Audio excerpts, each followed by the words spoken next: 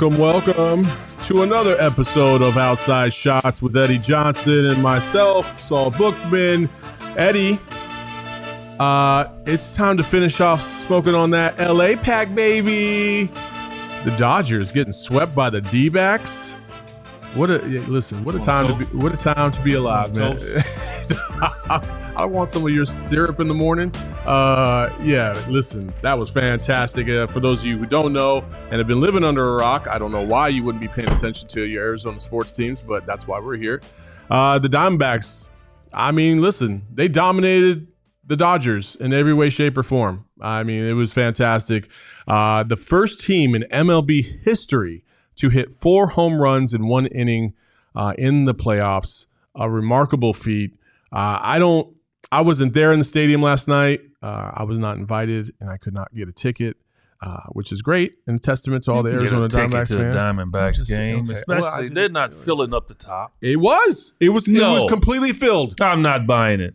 I guarantee there's a few seats. There up was at not. The top. It was packed from top to bottom. There's some people didn't show up. There's some seats up there. I've never been to a Diamondbacks game and it wasn't a few seats way at the top. That place is cavernous. Listen, if you wanted a ticket, you could have got a ticket. You could have gone down there and hung out on the street and bought a ticket from somebody. Maybe, begged a couple of people, told them you'd get them on, our podcast or something. You could have got you a ticket. You didn't want to put the work in. You just wanted to call up people. You just want to have a bunch of randos. You just wanted to call up people and just say, hey, man, give me a ticket. You didn't want to work for it, man. This guy.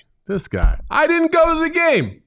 That's what it is. Because you was at home sitting on your couch. You could have found a ticket. I read your tweets. You at home sitting on the couch. Eating ribs. It's funny because I did actually have ribs last night. That's funny. All right. Anyway, the Diamondbacks won. And listen, it was crazy. It was loud in there. From everything I've been told from people that were actually there, it was a vibe unlike any other. It's been a long time. Even people are even saying that it was a louder experience than the 2017 triple game with Archie Bradley in the wild card. It was just a phenomenal scene. And it makes it all the much better because we beat the dirty LA Dodgers. I cannot emphasize this enough. Fuck LA. Forever and always. In every sport ever. Like, LA is the bane of every Arizona sports fan's existence. They think they deserve everything. They feel like they're obligated and they're born into some championship pedigree. Sure, for the Lakers, maybe that's fine, but the Dodgers, no. Ever since the Arizona Diamondbacks have existed, the Dodgers have only won one Mickey Mouse title in a bubble. That is it. The Diamondbacks have won an actual legitimate championship, and then they swept their ass out of the playoffs. Let's go. Fantastic. What was your takeaway on this whole? Well, I'm leaning away from you because you ripping on L.A. and, you go to L.A. I don't know you, okay? I want everybody to know. I don't know this dude. Like, the company just put me together to do the podcast with him. I just met him. So I have nothing to do with him for my L.A. friends, without a doubt. I have nothing to do with him. We have a live shot of Torey Lovullo outside of Chavez Ravine. You want to show that real quick, Jacob? Oh, there it is. Look at Torey. Bring out the broom, sweeping out the stadium for the Dodgers. Look at that. Hey, that's America's manager right there, baby. I don't have any problem with the Dodgers. I mean, I think they've been a very consistent baseball team. I love their attitude, the way they play. I have no problem with the Dodgers. And that makes it even better that the Diamondbacks beat them. Like, I don't view the Dodgers as being a hated team. This is the problem with baseball, though, Eddie. The people that spend millions and billions of dollars, the lower market teams or the teams that don't have owners, let me just say that. I'll put it that way. the teams that don't have owners that are willing to just throw money at every single player possible. There's something wrong with that. Well, it just goes to show you, Saul, that you still got to go between the lines and play. Like we had this discussion last week where I said, I don't think it's fair to have a 2-game series. I don't think it's fair to have 3 out of 5. I don't. I don't understand why baseball does not go to the 4 out of 7 concept, because the best team normally wins 4 out of 7. In my eyes, I'm not taking anything away from the Diamondbacks. They've been unbelievable. I mean, over the last month. Like, this didn't start like in the playoffs. This started when they beat my Cubs, 7 out of 8, when they were playing well. Like, when I started watching the Diamondbacks, like after the second half of the season, I started to see, oh, damn, these dudes can play. So it's what you do between the lines. But I will continue to say, I just believe 4 out of 7 tells you that you're the better team. Winning 2 games, winning 3 out of 5 does not in my book. And I'm glad now three out of 5? No. Why? Now, I just don't. Eddie, if you and I played basketball I beat you 3 out of 5 times, I'm telling you, like, bro, I own you. No. This is just my opinion. You can have your opinion. I just think 4 out of 7 is a man series. I think that's when you prove that you're a better team. That's just the way I feel. But the Diamondbacks did what they had to do, and they have been winning. And I told you before the playoffs started, and I'm still waiting for an apology. I told you. I said the team that the Cubs and the Diamondbacks would want is Milwaukee. And they didn't want to play Philly. Told you, and you ripped on Philly. I look at that differently. Now you still looking at it differently? No. Oh, you want to go there? Hey, listen, because that shit might happen. And I'm going to tell you this right now. Bring on the Phillies. I don't care. Because that's going to happen. That's going to be the next round. And when we beat them 4 out of 7, and I'm pulling for the Diamondbacks. An apology. No, I'm pulling for the Diamondbacks. I actually think the Diamondbacks can beat them. I was just saying at the beginning. I'm saying at the beginning of the playoffs, to be able to get to where they are, I knew the easier road was through Milwaukee. That's all I was saying.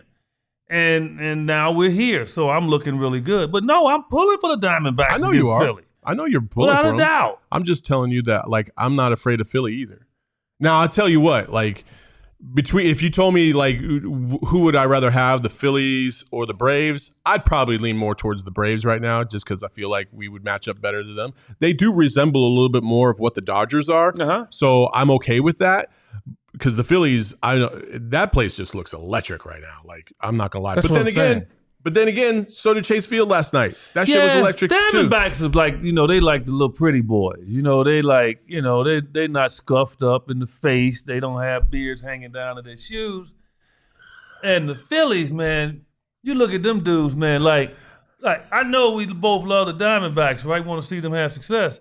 But if I'm walking down an alley, I'm walking down the alley with the Phillies. Them dudes look like they straight gangsters. That dude. What's that dude name? I would hate to be, I can't be his wife, but you know what I mean.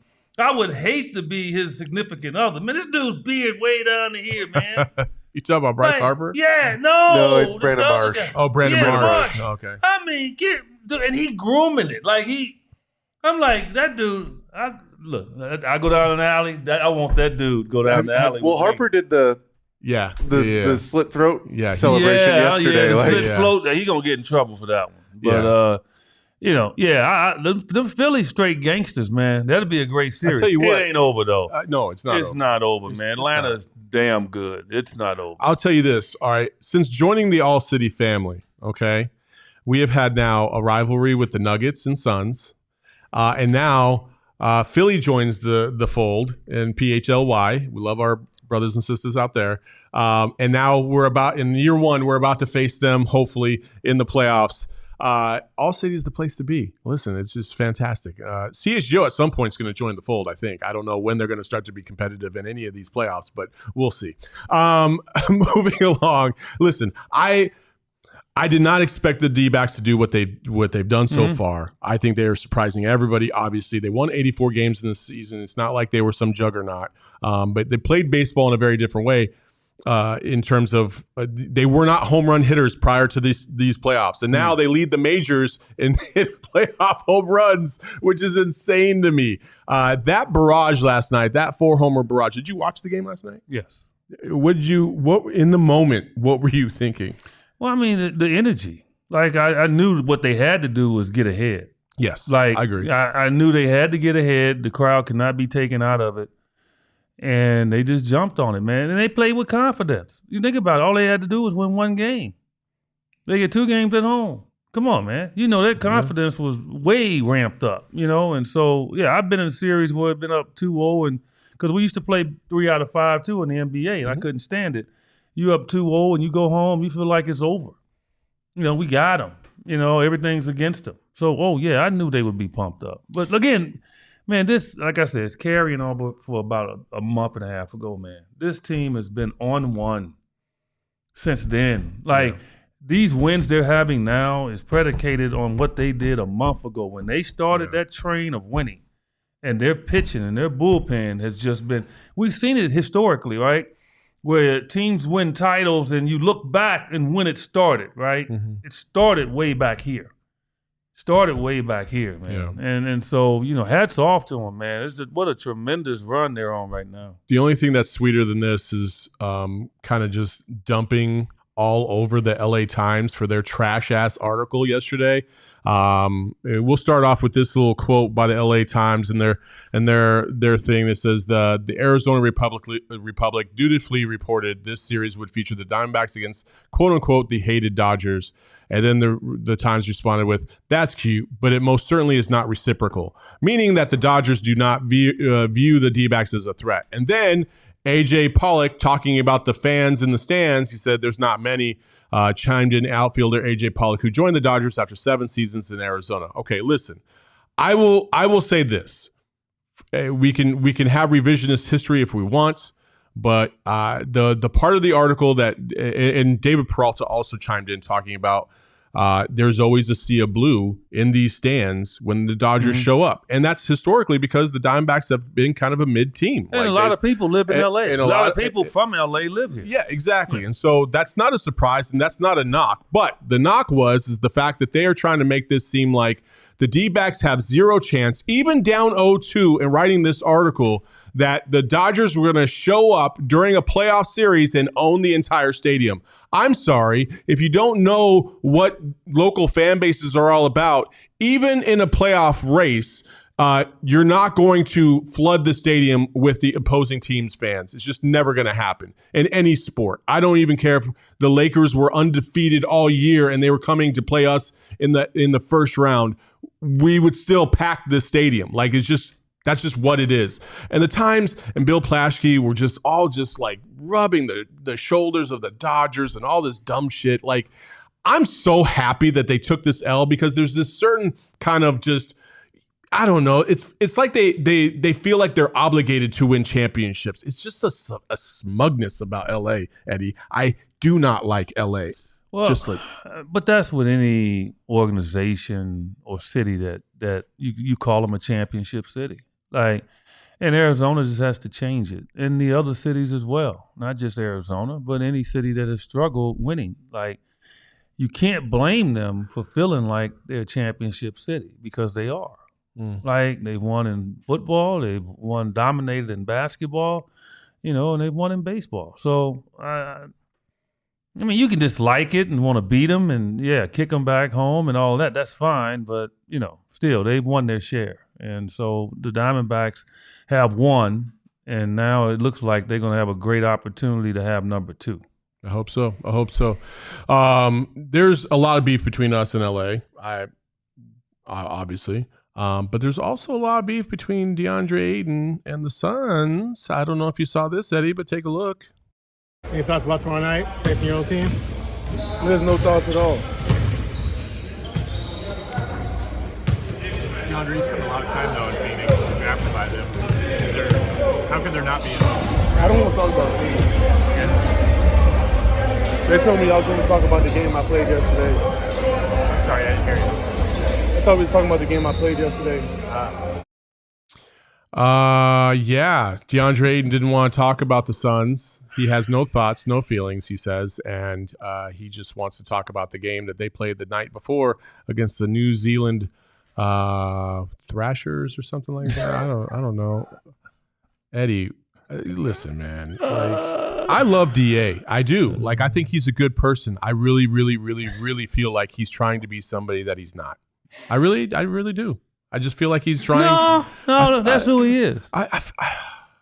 That's who he is. I just like in these times where if it prolongs itself, right? And obviously he has an issue. I had an issue when the Suns traded me. Like, I had an issue. I wanted to be not vindictive toward the Suns organization, but just the whole thing in general. Mm-hmm. And it made my day to drill them. It made my day when they lost in the playoff series and I was winning. Of course, you have that. You leave a team that you just came from and things didn't work out. You're gonna have some vitriol. Hopefully, it gets to a point where he gets over it. And I know for me, I looked in the mirror like, okay, why did they trade me? Well, I'll be quite honest with you, and it's knowledge. Cotton was like a father figure to me. Mm-hmm. And when I tell you father figure, like that dude, like he took me from Lou Henson at Illinois that got me prepared for the NBA, and Cotton basically molded me to become an NBA player. And we had a very close relationship. And you know how you get mad at your dad sometimes, right? Because I didn't have a father growing up. I had a biological father, but he wasn't my dad. Cotton kind of took those reins from Lou Henson, right? And from others that had it before him. And he used to pound on me, man. Like I was always the whipping boy. And it got to a point where I got a little bit tired of it. Mm-hmm. And I lashed out. And it became emotional for me and him. And I said I wanted to be traded. And I didn't really want to be traded, but I was lashing out. But eventually I did get traded. And he and I made up, obviously. I mean, please. And I miss him dearly. But that's DeAndre. That's where DeAndre sits right now. He's the #1 draft pick. He's spent, a lot of his life here in Arizona. He's got a lot of friends here. His family still lives here. They didn't go to Portland. So it's a lot of emotion. Yeah. Right? It's a lot of I want to prove them wrong. I want to show them that I had more than they were willing to allow me to give. And there's all these emotions that he has going on in his head, and I get it. He's probably not in a house yet, so he's probably, in a hotel still. Mm-hmm. He's moving, waiting for some of his stuff to reach Portland. You get it? Yeah, no, I get it. He's got a child, he's got a relationship. He's got to move them. Do they want to come now? Different environment. It's a rainy-ass place up there, right? Beautiful city, though. I love Portland. Yeah. But it's different. Not much to do. So he's on one right now. He's on one right now. But this kind of just, again, Eddie, we talked about this before, and this is where I'm going to continue to go with DA. I don't care about what's going on the court. I just don't feel like he has the people in his ear that are giving him sound advice on how to react to situations. So how should he react? I mean, honestly, like they asked Yusuf the same question yesterday, and he answered, and he said, I had a great time. I had a good experience and whatever. Yusuf is coming to a team that people think can win a championship. I get that, but again, like DA had a lot to do with that. Tell me DA didn't have a lot to do with himself being removed from this team. Yes, he did. But because of his play on the court, how he fit with the team, a lot of other intangibles, like DA had as much to do with himself going to the Portland Trailblazers as the Suns had to remove him. The main intangible, though, is in his mind. He feels that he wasn't allowed to do more. And you can never get rid of that. The only way you can prove it is to go to another place and show them. That's what you do. And again, I'll use myself as an example. And this is not even the prime of my career. This is near the end of my career. I played at Indiana, Larry Brown. I mean, it got to a point, man, where this dude wouldn't even play me. And I didn't understand why. Like, every time he played me, I produced. But he just had this thought about me, and it was frustrating to me. And it reached a head, and it was silly how it reached it. And he and I talk about it now. I love Larry Brown. We're good friends now. But we used to play cards all the time on the plane. And we playing in the playoff, and he didn't play me. We playing against Atlanta. And he didn't play me. And I'm like, what? So we sit next to each other, we're playing cards. And now he wants me to give him advice on, our struggles, right? On the court or in poker? This is in the game. Okay, right? all right. And I couldn't even play cards next to him. I got up and sat in my seat. That messed him up. Like, it literally messed him up. Like, he was so mad that it carried over for a couple of days. He couldn't control it. That just goes to show you, when you're in an emotion, you can't even control it. Yeah. He's the head coach. And I just couldn't, man. I'm like, you know what, man? You're not letting me at least do what I know I can do to help the team, and it's bothering me. And this is what happened to Deandre. It's like he felt like, man, I'm fourth wheel. I'm not going to get many shots. Or I got to go do this. I got to do that. Which he doesn't understand. If he gets a championship, that's all that's going to make him happy. But he doesn't know it now because he's still a young 20-year-old kid. And so he wants to prove that he can lead, that he can score more, that he can do all that. And he feels he's getting criticized for stuff that would not be visible if he was allowed to add all the other stuff that he would want to do. Mm-hmm. So it's this conundrum that he has going on in his head. And so that's why it's good for him that he got traded. Yeah. Because I don't think it would have changed, because he was going to be fourth wheel. Some nights maybe fifth if Aaron Gordon had it going, if Watanabe had it going. You know what I'm saying? So my point is, let him go through his emotions, let him have his way, and then I think by midseason or whatever, when he's over it, then his mentality would be a little bit different. But right now, I'm not shocked at how he's acting, and I just think somebody needs to help counsel him along the way. That's what I said at the beginning of this. But they probably are. Think about it, man. I don't think he has the right people in his ear. There's no person right now that can tell him anything because he's on one. Okay. And he's not listening. And eventually he will. I was not anticipating tonight to be a game that was like really, you're going to want to watch. I have a feeling, in some way, shape, or form, there will be some emotions on that court tonight that may come out. I don't know. Oh, yeah. We'll see. We'll see. Oh, trust me, it will. I got to play a poker game, but I'm going to be trying to watch. Trust me, it will. Trust me. It's going to be something. Oh, man. Because it's an exhibition game, too. So it doesn't matter. Apollo Creed died in an exhibition. It doesn't matter, though, right? That's what I'm saying. Like, it's ball, man. Rocky. Like, don't nobody care about that. It's feelings now. Did you hear me? Yeah. You know what that's from? Yeah. I got you. I got you. But the only thing that would make it even better for him is if Monty was still coach. Oh yeah. That's true.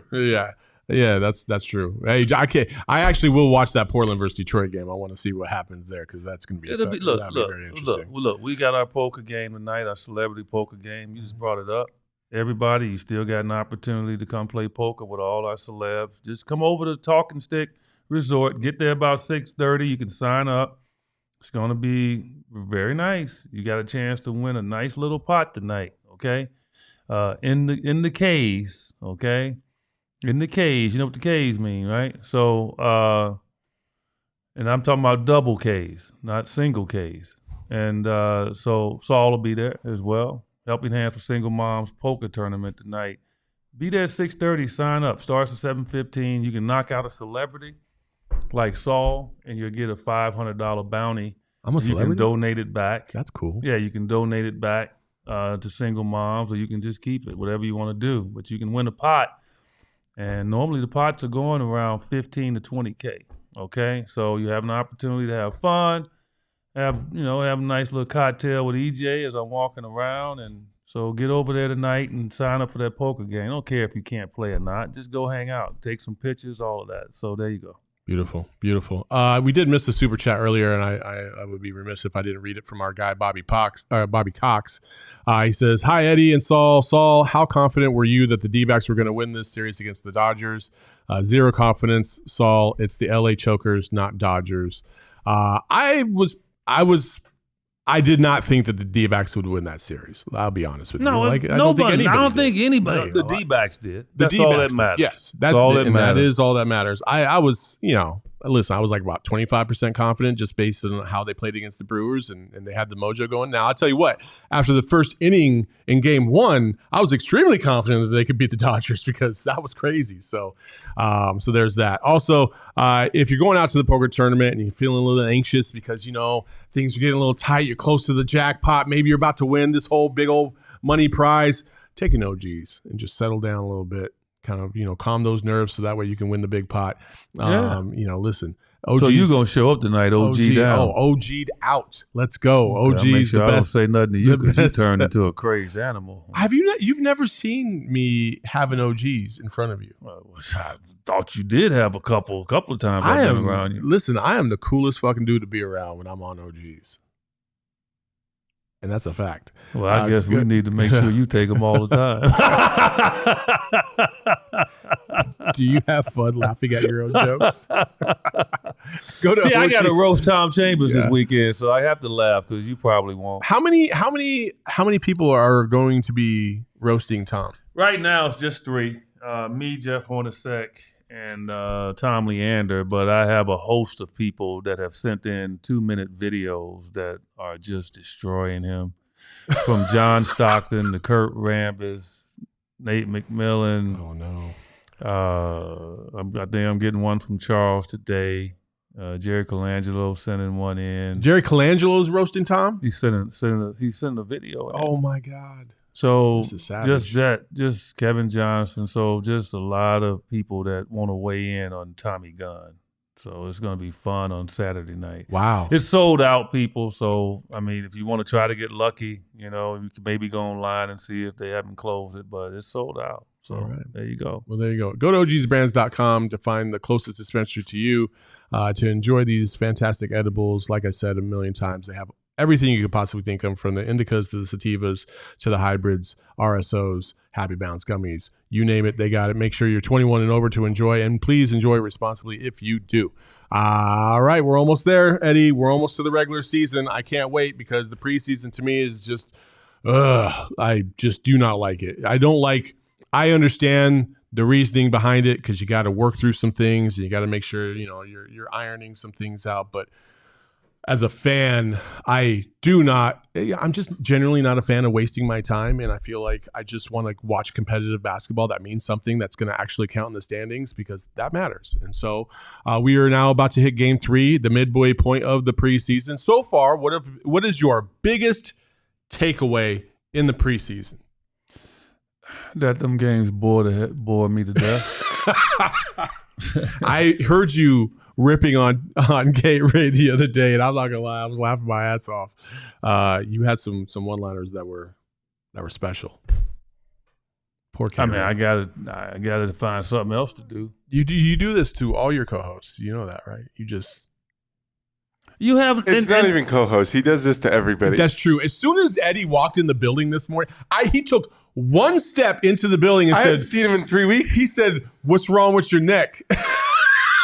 Because all Jacob did was this. That's it. Look, he was off to the races. He wasn't even in here for 5 seconds. Listen, I just asked him, did he have some brother in him? Because like I grew up in the city. Like that's how we walk around. That's how brothers do it. We don't even say hi. Like I'm thinking he when he grew up, hello, how are you doing? Like we don't do that. We don't do that, man. Like, hello, how are you? Like, oh my God. Okay, can you imagine like me walking up to another brother? We say, hey, hi, how are you doing? Oh, fantastic. No. Nobody would do that. No, we just basically, we do this. So, I know. So I thought, I asked him, maybe he got a little brother in him. That's all. Maybe, he got a little brother in him. Oh, my goodness. That's all. No, look, in regards to the exhibition, it's a necessary evil. It used to be 8 games. So it's down to 4 now, which I like. But I think it's given Frank Vogel an opportunity because I think he's very deep with this team in regards to role players, and he's just trying to find out, one, what kind of mixture he can have. And I think the last 2 preseason games he'll probably play Devin and Katie and Bill a little bit more, and just to try to find out how his rotation can be. It's unfortunate that these guys they're not allowed to practice as much anymore. Blame that on the Players Association, not the NBA. I think it's wrong. I don't think it's right. I think in order to get ready for a marathon, you need to run a marathon. And a lot of times I don't think to start the season that these guys are in top-notch shape. And a lot of times early in the season is when we see injuries because I don't think they're in top-notch shape. Back in my day, we went 2-a-days for 20-something days. When the season started, we were ready to go. And so that worries me. But I really like what I'm seeing with our role guys.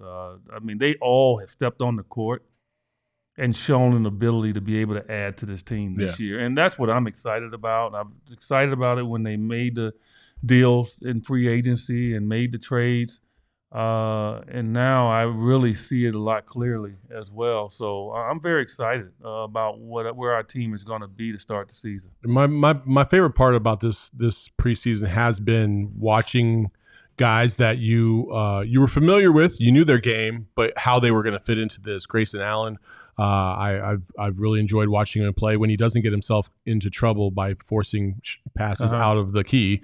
I've really enjoyed Yuta and his shooting ability. You can see where he's going to fit in this offense once they start to really iron out some of these wrinkles. Like he's going to be a knockdown 3-point shooter, no doubt. I really like that. I've also liked his versatility. He's not afraid to try and drive it to the basket either. He's done that a couple times, and I think people just assume he's just going to be a spot-up 3-point shooter. He can do other things on that court too, and he just has such an engaging personality out there on the court. He's always smiling, always in a good mood. He's always he just loves the game, and you could tell. The transition of Yusuf Nurkic into this lineup has been fantastic, fascinating to watch. I think improvement from game 1 to game 2 was evident. I also think his physicality against Jokic, and now that's not the end-all be-all, obviously, but one of the things we clamored for, and one of the things that Jock really did more than DA last year, was just be a little bit more physical with Jokic. Whether that pays off or not is irrelevant. It's like a boxing match. You got to wear down people at some point in some way, shape, or form. And I think if Nurkic is the one that's asked to do that, clearly he has shown that he can. So I love that. They got a history. They both on the same team. Yeah. Nurkic got traded. Jokic was basically behind him initially, and all of a sudden jumped in front of him, and they traded him, Nurkic to Portland. So it's a history there. They're friends, but they compete. And you're right. Make him defend. They're not going to double down. So now it gives him a chance to just beat him up, hit him, because you can beat a guy up offensively too. Yeah. And Nurkic is able to do that. Yep.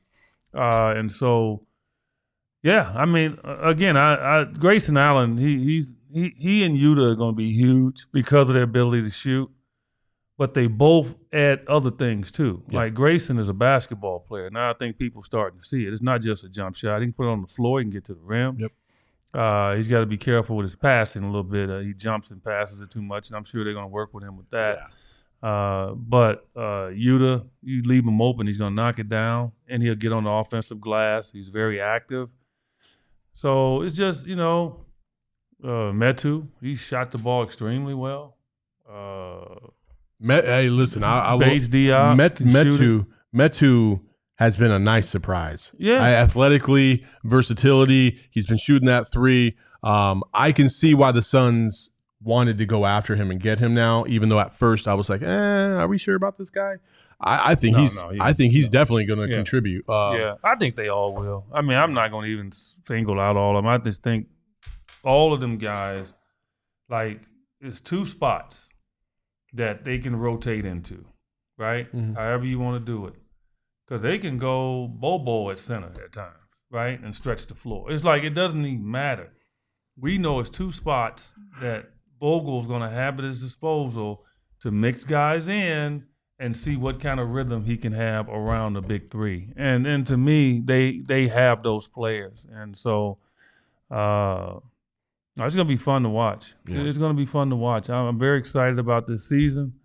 I'm glad it's almost over. I'm not going to be in Portland tonight, obviously. I'm here with him. And so. All right. Ugh. Well, love you too. All right. Speaking of which, the reason why he's not going to Portland is because, as he mentioned, he's here for his charity initiative for single mothers. And tonight we will be out there doing the poker tournament. And like you said, plenty of opportunities to go out there and still do that. If you come out there by 6:30 and sign up, you can still participate for the huge grand prize, obviously. And then there's a golf tournament tomorrow, and then you got your dinner on Saturday. So I wanted to take this time to say I appreciate what you're doing for single mothers. Mm-hmm. I think that's a huge thing for the community and for moms around the country that are put in positions that. Listen, it's not easy sometimes when you're by yourself trying to raise a kid, and it's a significant endeavor when you choose to keep that responsibility and really carry that out and see it through, and having a helping hand in that way is very valuable. So I appreciate you doing that. This is gonna be fun. Sure. A lot of people out there that grew up in single parent households, they understand it. It's not always easy for that one parent. And moms, to me, strongest individuals on the face of the earth. My mom, 94 years old, still going, man. She had COVID twice, kicked his butt.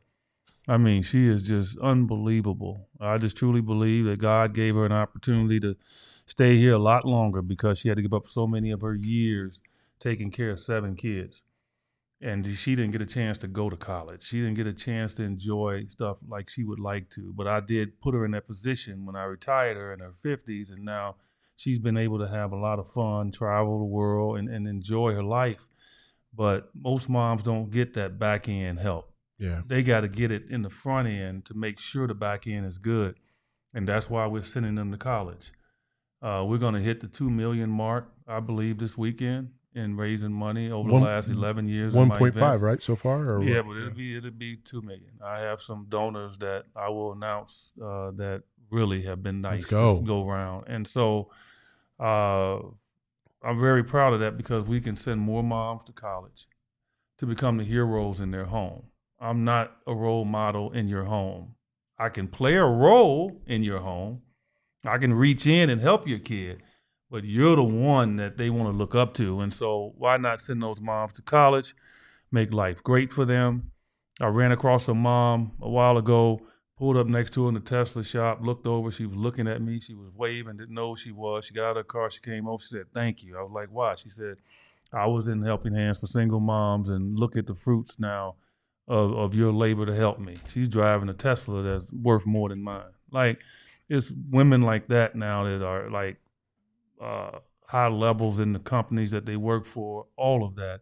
And so that's what we strive for, man. And that's why people should support this even more than what they're doing. We have 350, 400 people to be at the event Saturday night, the Roast Time Chambers. I'm looking next year to have this thing about 1,000 people. I just think moms should be supported at a high level. It will help them raise their kids right, which means now those kids are going on to be able to do things in college. So that's just the way we look at it. The poker event, you can still get in it, okay? The golf, if you show up at the golf course at Talking Stick tomorrow, if you show up and you got 4 people, I'll find a way to get you in, okay? But individuals, no. But if you show up with 4, I'll get you in.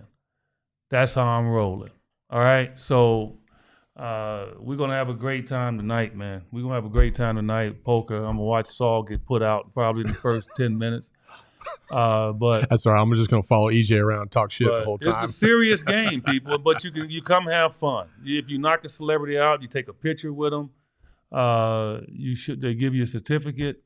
You can either donate it back to Helping Hands and get a write-off, or you can keep it. Whatever you want to do. It does not matter. And the pot's probably going to be anywhere from, I would say, 12 to 20K. And Roy Green, who loves to play in it, you know Roy Green, one of the greatest Cardinals ever. He came in third place last year. Okay? And so it's open, man. You can have a great time. Man, if I won this, then I'm never going to let anybody forget. Fine. I want you to win. I'm in it too. So if I win, you better believe. Oh, I know. Yeah. That's my only goal, is to make it further than you. That's all. That's the only reason why I'm even going. I just want to know that I'm better than Eddie at poker, just like I'm better than him at golf. That's enough for this episode of Outside Shots, folks. Thank you so much, Eddie. Go ahead. I think I said this. It's at Talking Stick Resort Casino, people. Poker, okay? Talking Stick Resort, okay? And it's a poker room. They moved outside the hotel because they're building a new one. So it's right outside the front of the hotel, right at Valet. There you go. I don't want people showing up just to take pictures and hang around. You got to get in the damn poker tournament, okay? All right? Thank you. All right, folks.